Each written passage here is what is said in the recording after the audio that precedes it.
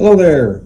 Here is you a video on something that you might have to do. If you have to replace the keyboard on your computer and the tech manual tells you that there is a hole that you're supposed to be able to push the keyboard out, don't always believe it. Let me show you what I'm talking about.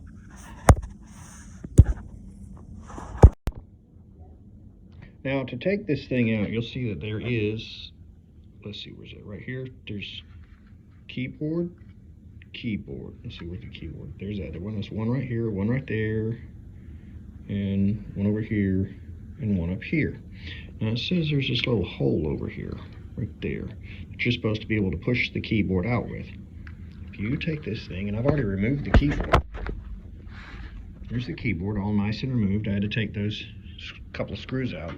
But if you take a punch and put it in that little hole, will focus, but you can see that there's a, it's like down in here, and it doesn't go to where it needs to go. So you poke the thing in there, and you're poking on it, and you're actually poking, see it? You're poking on the sound bar.